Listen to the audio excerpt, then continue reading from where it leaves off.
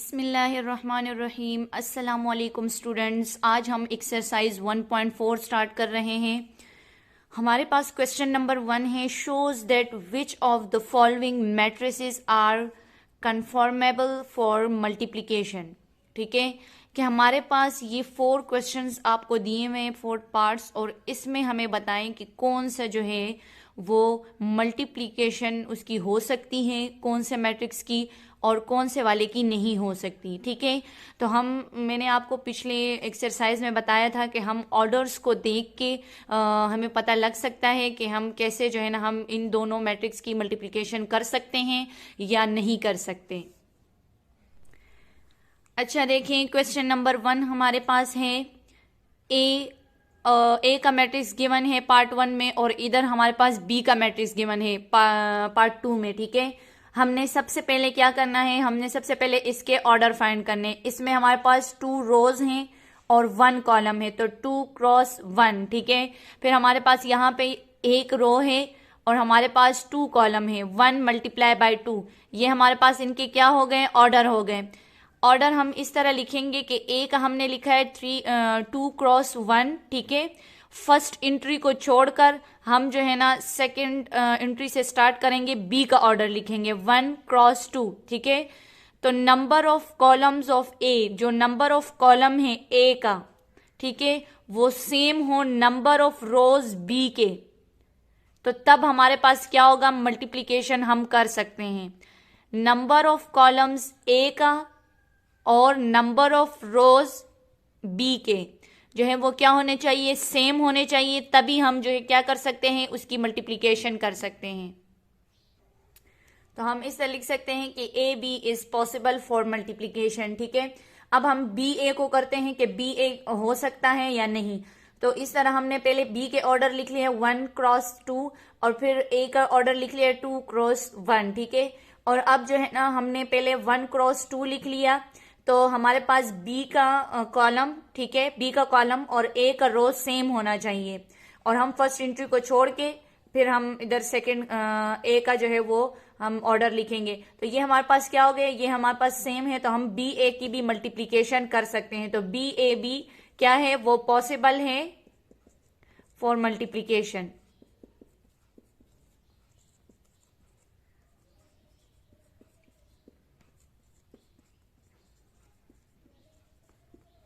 ठीक है, B A be possible है फॉर मल्टीप्लिकेशन। अब हम पार्ट 3 एंड पार्ट 4 देखते हैं कि वो पॉसिबल है मल्टीप्लिकेशन के लिए या नहीं।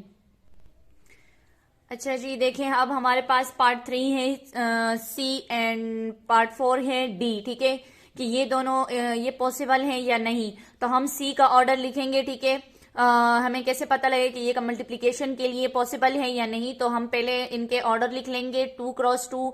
इसके 2 रोज हैं एंड 2 कॉलम है, और इसका 1 रो है और 3 कॉलम है। ठीक है, हमने ये लिख लिया। अब जो है ना हम यहाँ पे सी का ऑर्डर लिख लेंगे और फर्स्ट एंट्री छोड़कर हम जो है तो फिर डी का ऑर्डर लिख लेंगे।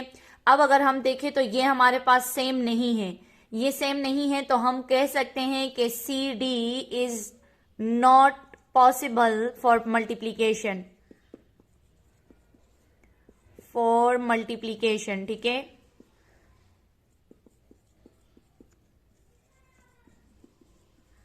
अच्छा, अब यहां पे देखें, यहां पे ऑर्डर सी डी तो नहीं पॉसिबल, क्या डी सी जो है वो पॉसिबल है। तो हम पहले डी के ऑर्डर लिख लेंगे और फिर सी के ऑर्डर लिख लेंगे। इसी तरह हमने पहले डी का ऑर्डर लिखा और फर्स्ट एंट्री को छोड़कर फिर हमने क्या किया, सी का ऑर्डर लिखा, लेकिन ये भी सेम नहीं है, तो हम ये भी लिख सकते हैं कि D C is not possible, ठीक है, for multiplication. D C is not possible. तो हमारे पास क्या, हमने क्वेश्चन नंबर 1 फाइंड किया कि ए बी जो है वो पॉसिबल है मल्टीप्लिकेशन के लिए, और सी डी जो है वो पॉसिबल नहीं है, और डी सी भी पॉसिबल नहीं है मल्टीप्लिकेशन के लिए।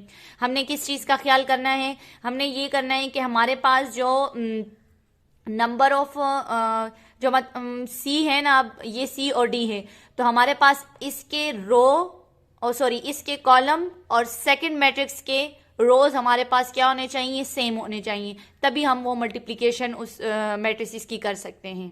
ये हमारा क्वेश्चन नंबर 1 सॉल्व हो गया है। अच्छा स्टूडेंट, अब देखिए हम क्वेश्चन नंबर 2 स्टार्ट कर रहे हैं। हमारे पास क्वेश्चन नंबर 2 है, इफ ए का मैट्रिक्स गिवन है और बी का मैट्रिक्स गिवन है। ठीक है, हमारे पास यहाँ पे 3 क्वेश्चंस इन 2 मैट्रिसेस के पूछे गए हैं।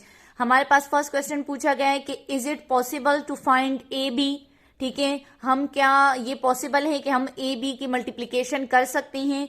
नंबर सेकंड, इसमें बोला है कि क्या हम बी ए की भी मल्टीप्लीकेशन कर सकते हैं। अगर हम इन दोनों में से एक की मल्टीप्लीकेशन कर सकते हैं तो नंबर थर्ड में बोला है कि उसका प्रोडक्ट फाइंड करें। और अगर हम इन दोनों की मल्टीप्लीकेशन कर सकते हैं तो इन जो पॉसिबल होगा इन दोनों में, तो वो आप जो है उसकी क्या करें, मल्टीप्लीकेशन करें। अगर दोनों पॉसिबल है तो दोनों की मल्टीप्लीकेशन कर दें, अगर एक पॉसिबल है तो एक की मल्टीप्लीकेशन कर दें। तो ये हमारे पास फिर क्वेश्चन नंबर 2 सॉल्व हो जाएगा। तो चले स्टार्ट करते हैं क्वेश्चन नंबर 2।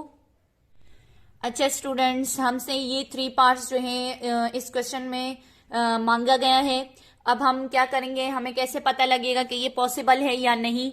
मैं आपको पिछले क्वेश्चंस में बता चुकी हूँ कि हमने पहले अपने जो हमारे पास गिवन मैट्रिक्स होगा हमने उसके क्या करने हैं, ऑर्डर फाइंड करने हैं।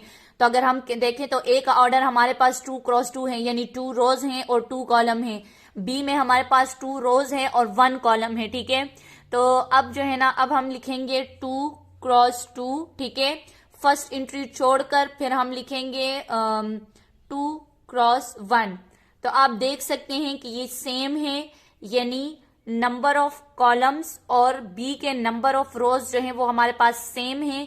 तो हम कह सकते हैं कि ए बी जो है वो क्या है, पॉसिबल है फॉर मल्टीप्लीकेशन। ठीक है, ए बी इज पॉसिबल।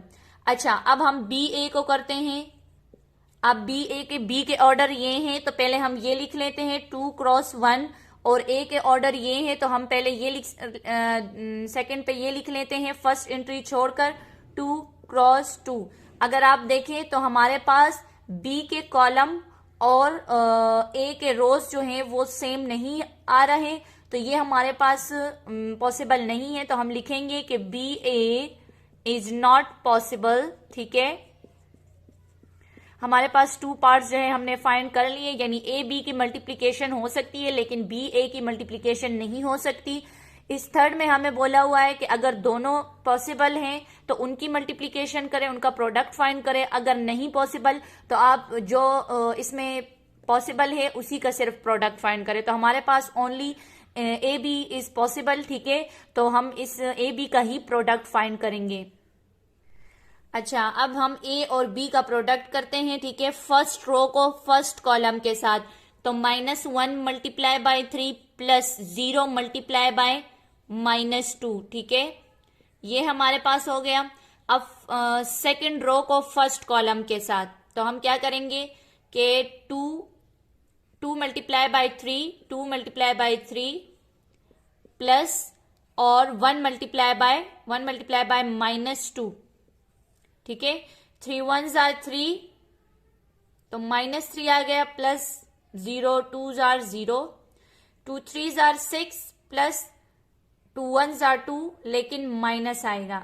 ठीक है, तो इससे हमारे पास आ गया -3 और 6 में से 2 माइनस करेंगे तो 4 आ गया। तो ये हमारे पास क्या होगा, ए बी का प्रोडक्ट आ गया। और अगर आपको मेरी वीडियोस या क्वेश्चंस आपको समझ आए हों तो आप लोग इसको लाइक करें, फ्रेंड्स के साथ शेयर करें, सब्सक्राइब करें मेरे चैनल को। अगर आपको कोई क्वेश्चन पूछना हो तो आप कमेंट बॉक्स में अपने क्वेश्चंस जो हैं वो लिख सकते हैं। शुक्रिया, अल्लाह हाफिज़।